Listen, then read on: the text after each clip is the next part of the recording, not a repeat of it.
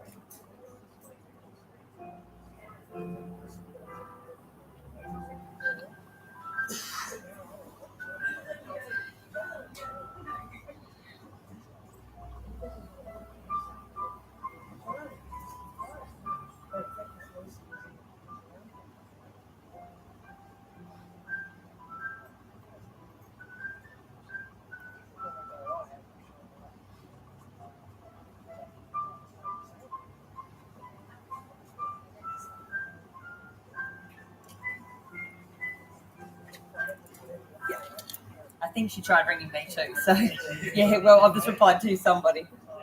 Got it, cool.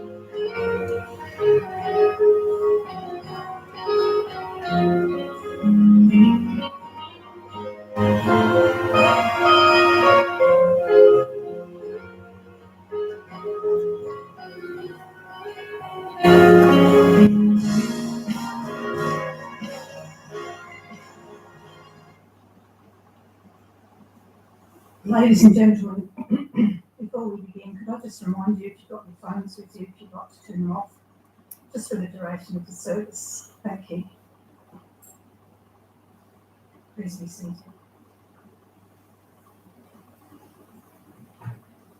Good afternoon, everyone, and welcome to our service of farewell to Jean Fensom. We've come together to pay tribute to a life lived well and a life lived long. Jean passed away just 1 month before her 96th birthday. So we gather here with heavy hearts and a deep sense of loss, but also in recognition of what this life meant to each and every one of you. This is a time to express appreciation and give thanks for selfless devotion and strength of character, for the uniqueness of personality, and most importantly, for the love and care given to all. The death of a loved one is sad. The reality of it is difficult to accept, and their absence is unfamiliar. There is now a space where they once were. When that person who in living gave you life, then that loss is immeasurable. Our rational selves recognise that death is part of nature, and as natural as life itself.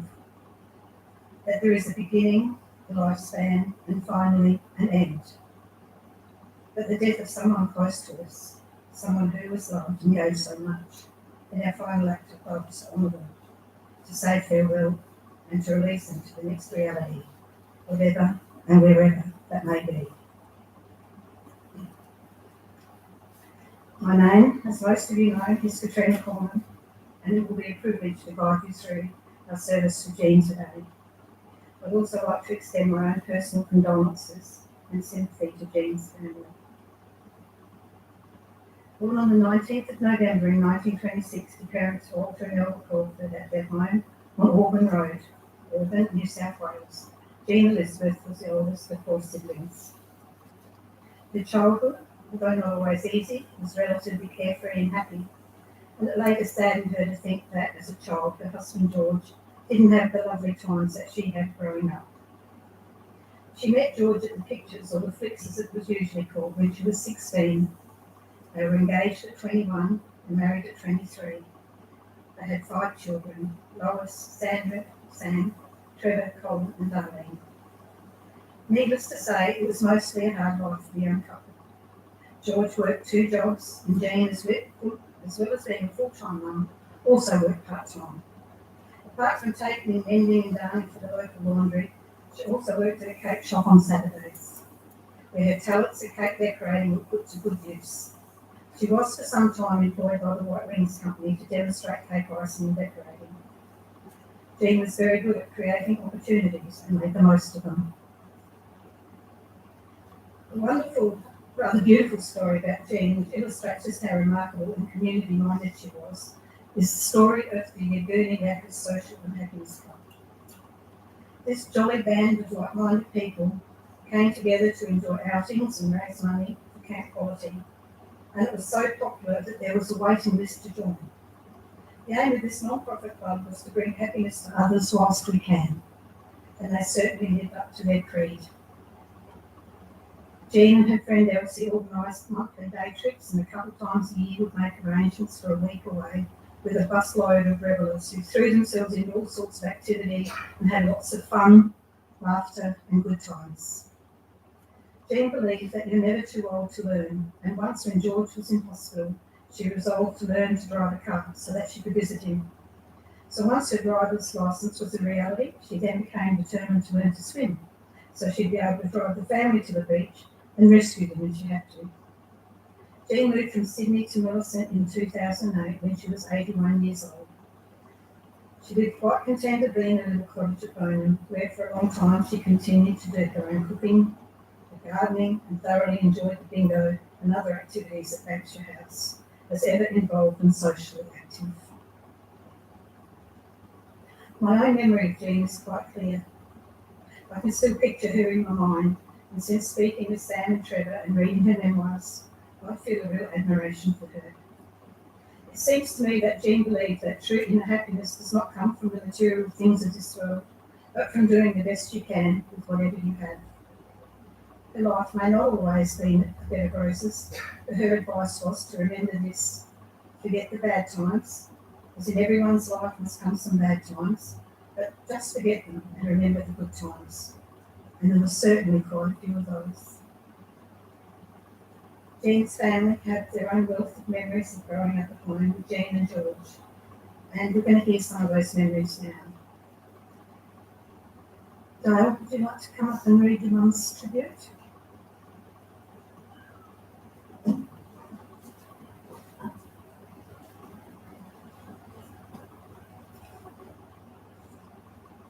Yeah, I'm Dale. Mum asked me to read this on her behalf.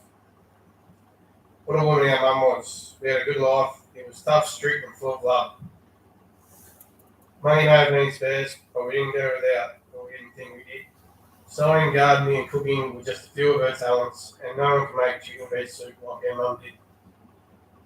I can remember sitting at the bench seat next to the stove and cutlery drawers. I'd often sit here and watch her cook and taste test or help with mashing the potatoes. And we would talk. We were lucky to be taught these life skills from her and we could pass them on again to our children and theirs. Mum was a good friend to many and could communicate with people from all walks of life and backgrounds.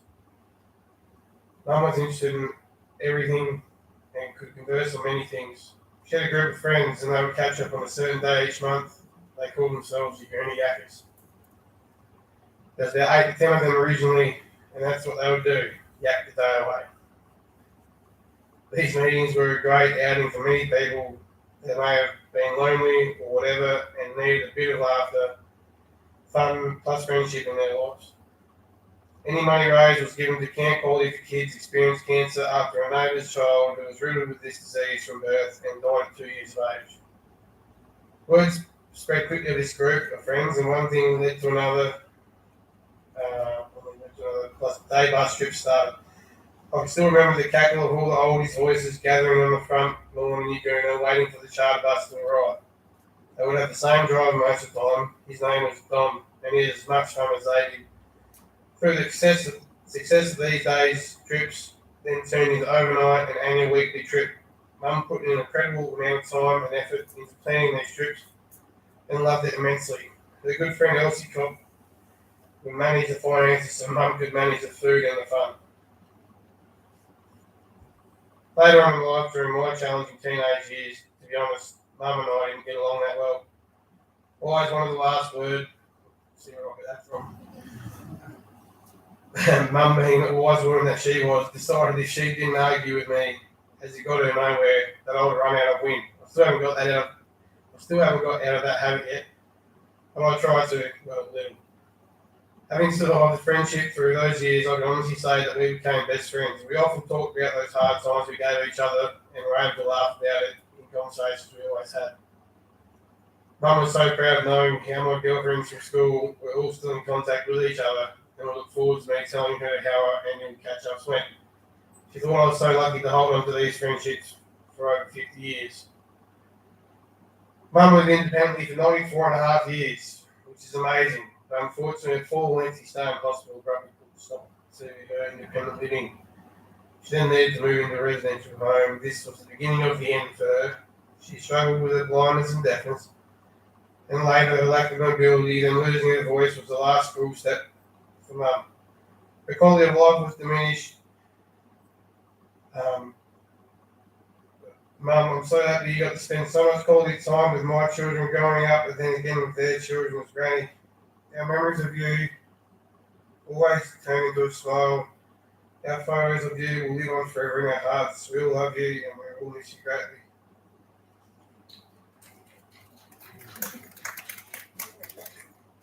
Thank you. Alila and Amira are Jean's great-granddaughters and they have a tribute they'd like to present. Alila, sorry.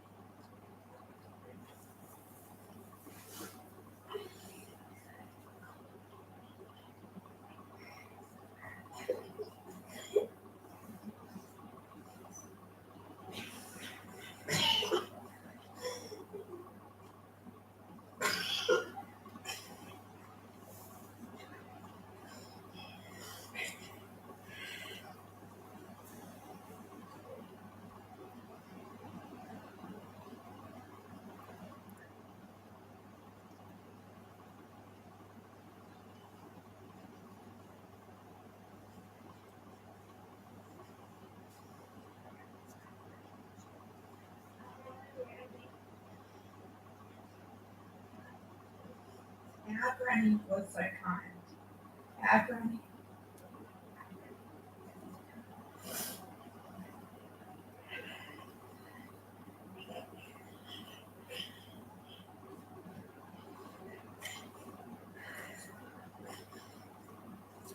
Our granny was so kind. Our granny always woke up with a smile on her face.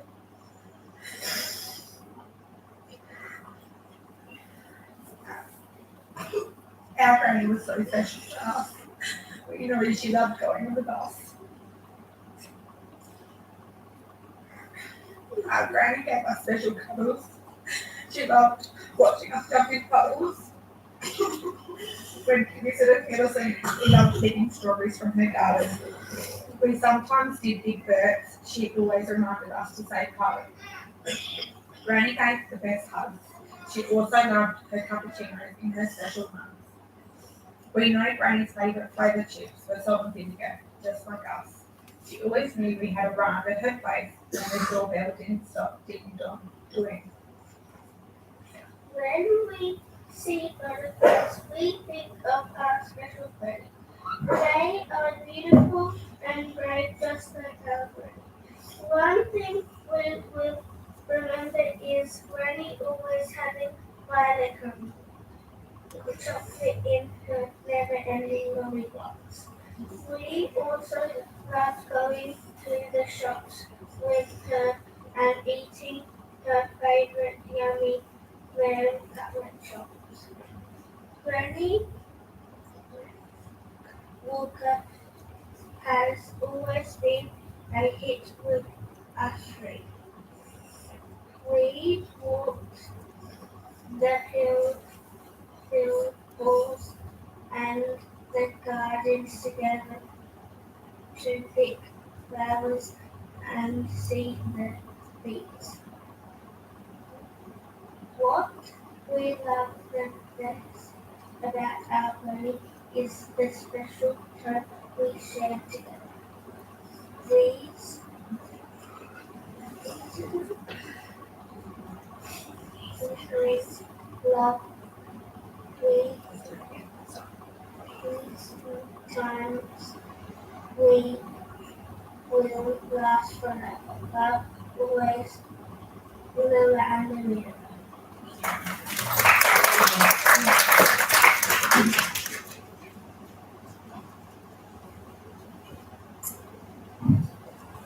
I have some thoughts from Sam, and I'm going to read them on her behalf. We knew this day would have to come, but still nothing prepares you for the sadness of your mother's death. Even though the last years have been hard on her, she always tried to make the best of every situation. My favourite memory of Mum was when I went to pick her up from working at the cake shop on Saturday. Little did she know that I would turn up on my motorbike. She was horrified. But with a bit of coaxing, by leaning the bike over so she could hike her leg over to sit on it, we were off. At every corner I would slow down almost to a stop, but she would still lean the opposite way to what we were turning, so the bike would consequently want to go straight instead of turning around the corner. It was a very slow ride home, with her hanging on tightly to my body and practically strangling me at every corner. When we got home, she got off the bike and acted as though she just survived a terrible, life-threatening experience. It was the only time my mum got on a motorbike. I hope my mum is with our dad in a happier place. We will all miss you, Mum. This next tribute is from one of Jean's nephews. Hello, everyone. My name is Clyde Hare, and I'm Jean's nephew by her younger sister, Elsie. Unfortunately, I can't be there at Jean's funeral today, but I would like to share my thoughts on who Jean was. The first time I met Jean, I was 10 years old. We were emigrating as a family from the UK, and Elsie was coming home to her own family after 15 years away. It was January 1964. In those days, international travel was by sea, not by the planes we have today. When our boat arrived at the ocean terminal at Circular Quay in Sydney, there were many people on the wharf waiting to greet the arriving passengers. Jean was there with her husband George and my 5 Fensom cousins. On the deck of the boat, my mother pointed out her family to me, and Jean was happily throwing paper streamers up at the boat, as was the fad of the day. That was the first time I saw my Auntie Jean, as she became known to me. From that day on, our families grew up together, and I will always remember Jean for being that same happy person on so many family occasions. Jean's attitude to life was simply, don't worry, be happy. Later in life, and I'm not sure exactly when, Jean moved down to Millicent to be closer to her girls who'd all moved there previously. In 2019, my wife Caroline and I made a trip from Sydney to Millicent to visit Jean. When we met up after so many years, I realised she had not changed at all.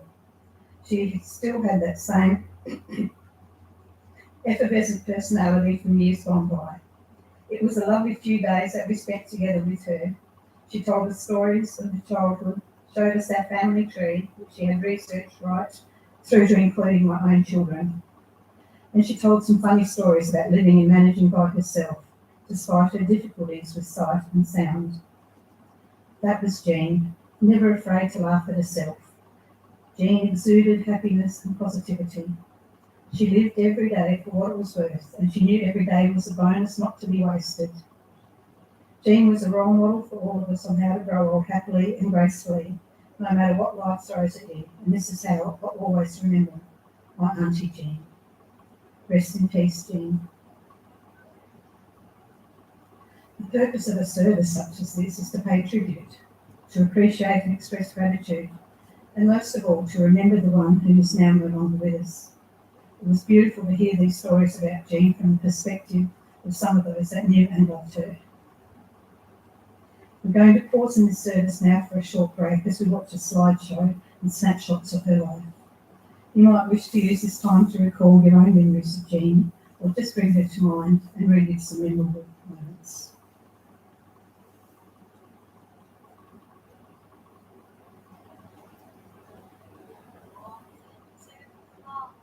Faces make you brave upon a tall stew.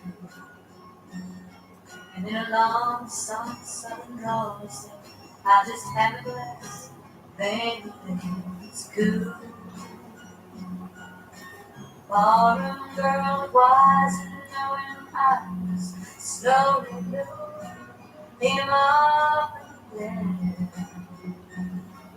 And she wondered how did this country bumpkin find his way to town. She said, hello, country bumpkin, have frost out on the pumpkin. I sing some songs, but man, you're something. Where'd you come from, country bumpkin?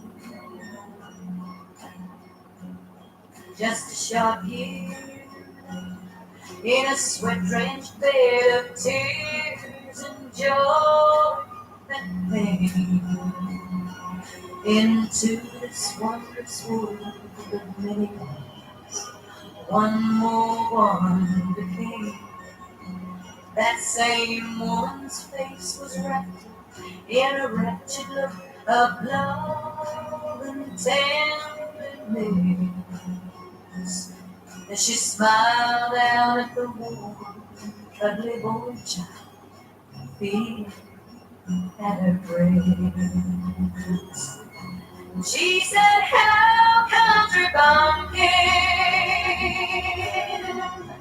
precious frost out of the pumpkin.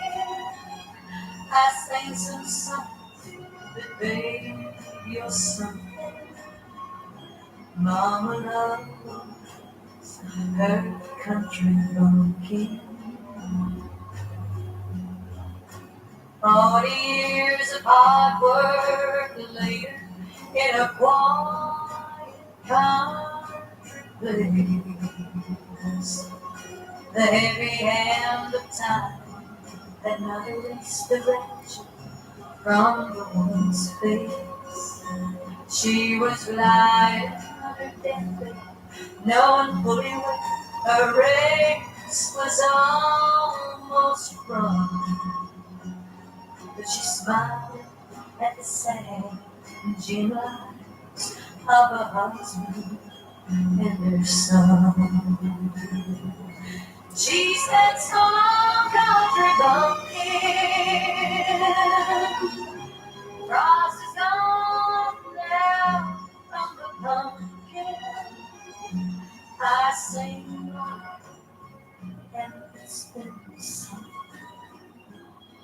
Sailing country bumpkin. She said, "So long, country bumpkin. Frost is gone down from the pumpkin. I sing like can fix something.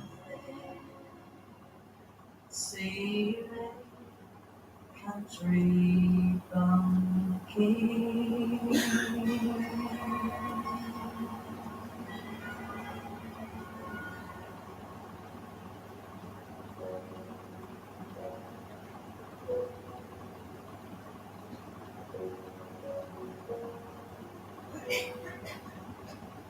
Took the supermarket flowers from the windowsill.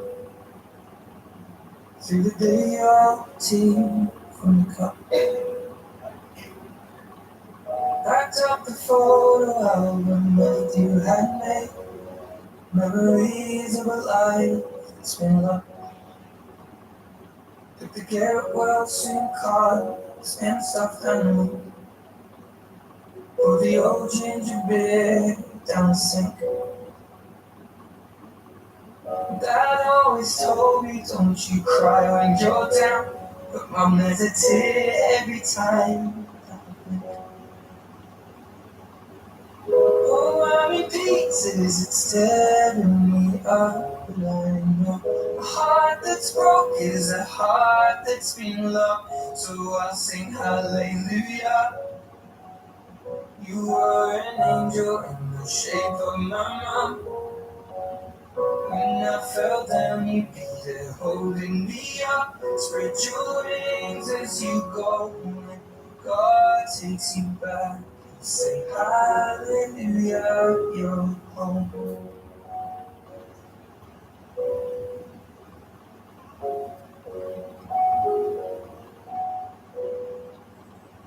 Flop the pillows, make the bed, stack the chairs up. Folded your nightgowns neatly in a case. John said he dried and put his hand on my cheek and wiped a tear from the side of my face. Now that I see the world as you did, 'cause I know a life with love is a life that's been lived. So I'll sing hallelujah. You were an angel in the shape of my mom.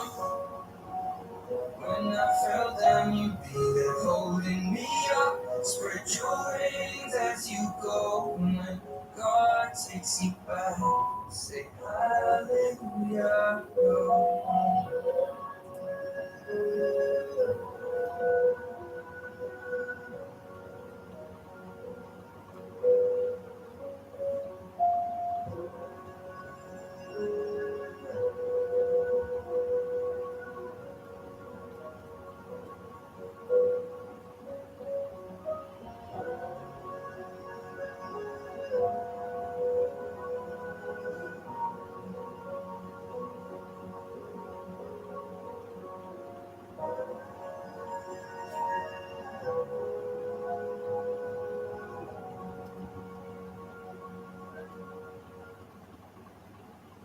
Hallelujah, you were an angel in the shape of my mom.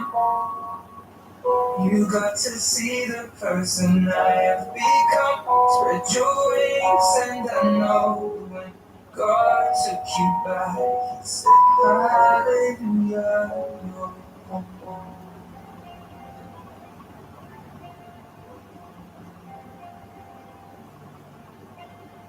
Heard there was a secret chord that David played and pleased God, but you don't really care for music, do ya?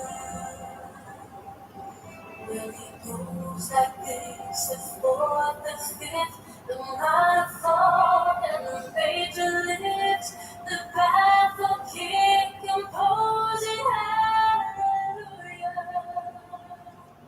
Hallelujah, hallelujah.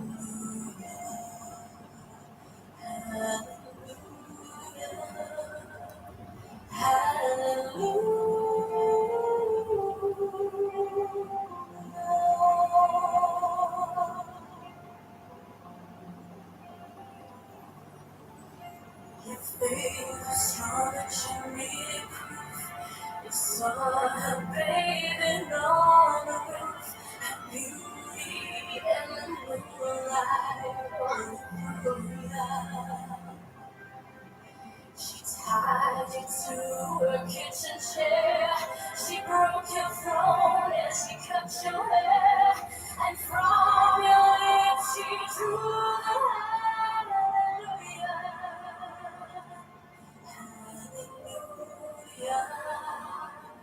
Hallelujah.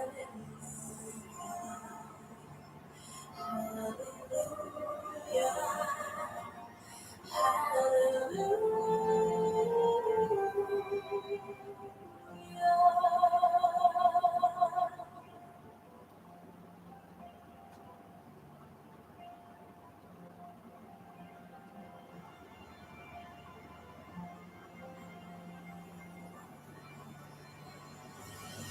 Maybe there's a God above, but all I ever learned from love is how to shoot somebody who I truly are.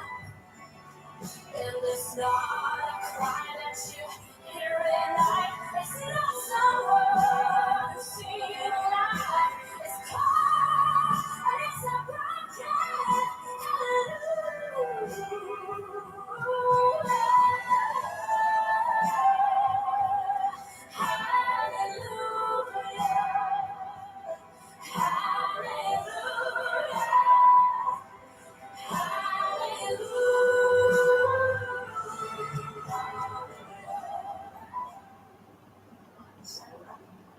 Such a happy life. And that has such beautiful children, grandchildren, and black grandchildren. I love you all. As long as I'm around you. Become really good people during your life as your parents have been to me.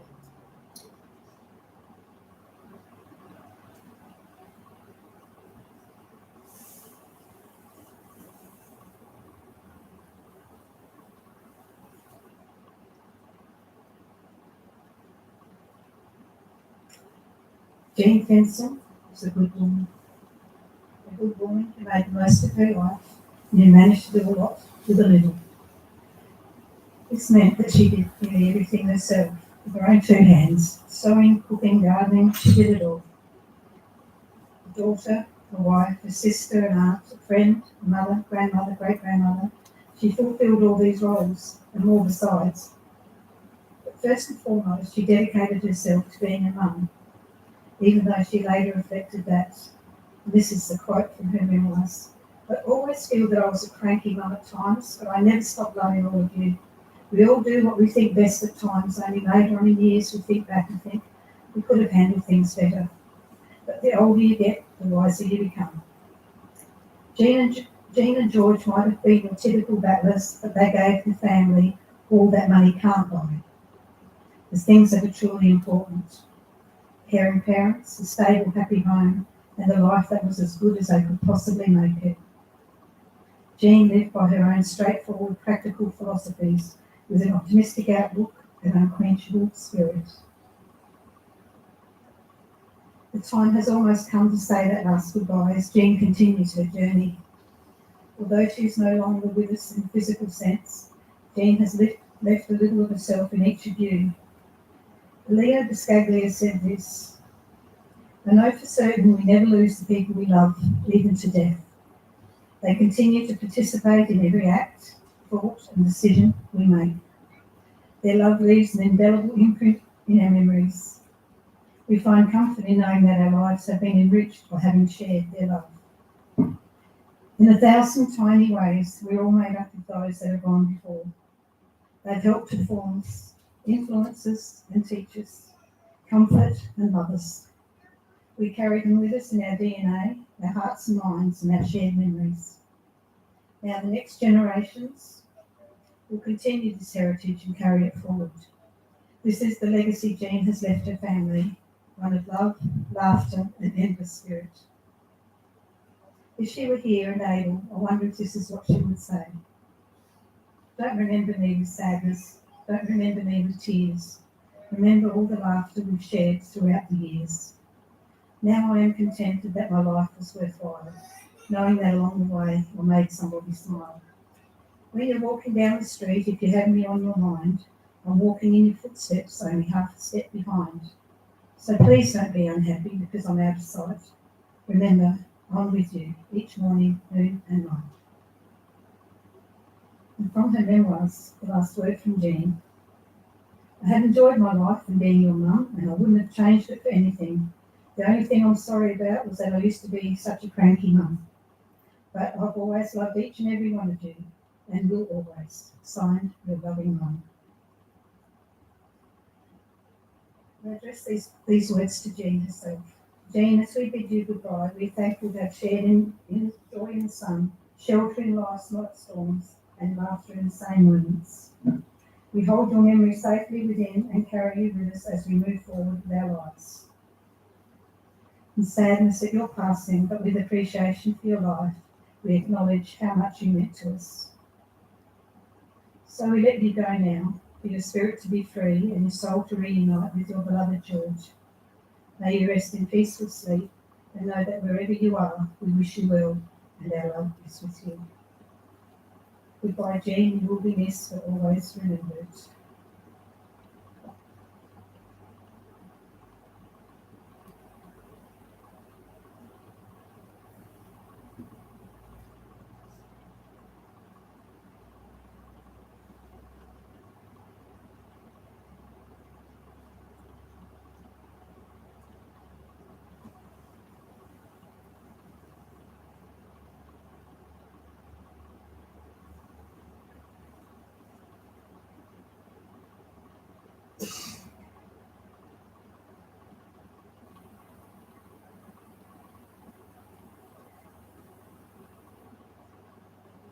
Don't forget what Jean said. Wake up with a smile on your dial. Have a happy life. And I hope you live longer than I have lived, which is like ages.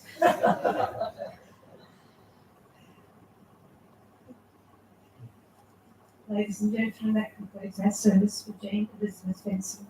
I invite the family to come forward now, place the flower and say their personal farewells. Thank you.